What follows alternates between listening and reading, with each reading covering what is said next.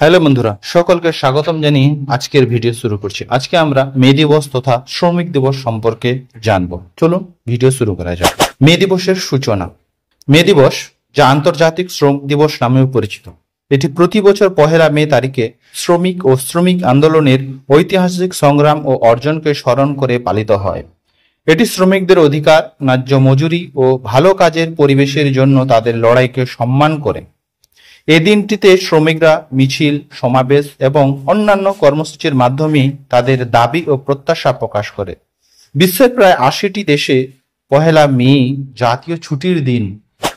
কেন মে দিবস পালন করা হয়?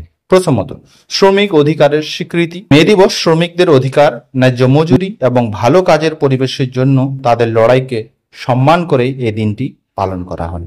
দ্বিতীয়ত, শ্রমিক আন্দোলনের উদযাপন। এটি শ্রমিক আন্দোলনের ঐতিহাসিক সংগ্রাম ও অর্জনকে উদযাপন করার জন্য পালন করা হয়। শ্রমিকদের প্রতি সমর্থন। মে দিবসে শ্রমিকদের প্রতি সমর্থন জানানো হয় এবং তাদের দাবি ও প্রত্যাশাগুলি তুলে ধরা হয়। প্যারেড এবং বিক্ষোভ। শ্রম দিবস প্রায়শই প্যারেড, সমাবেশ এবং বিক্ষোভের মাধ্যমে চিহ্নিত করা হয়, যেখানে শ্রমিক এবং শ্রমিক ইউনিয়নগুলি তাদের দাবিতে সোচ্চার হতে এবং তাদের সাফল্য উদযাপন করতে একত্রিত হয়।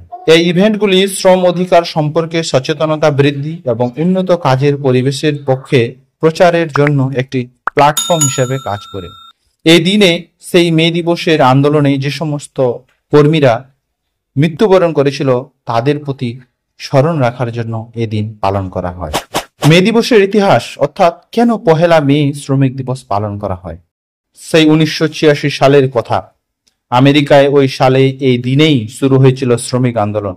শিকাগো শহরের হে মার্কেটের শ্রমিকরা সেদিন পথে নেমেছিলেন তাদের অধিকার বুঝে নেওয়ার জন্য।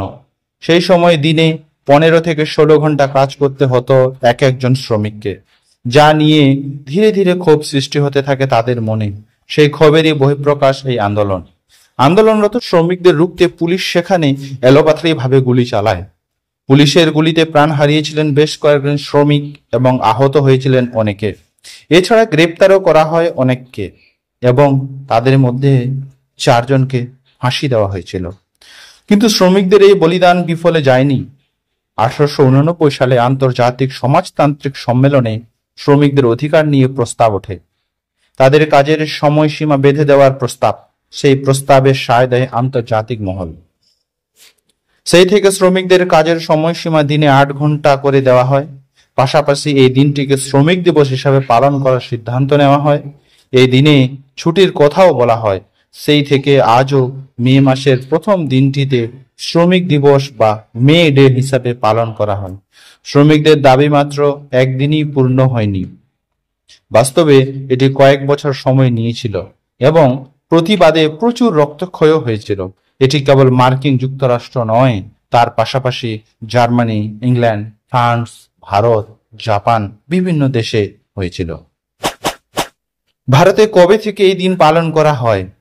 আমেরিকাতে ১৮৮৯ সাল থেকে শ্রমিক দিবস পালন করা শুরু হলেও ভারতে তখন তা হয়নি।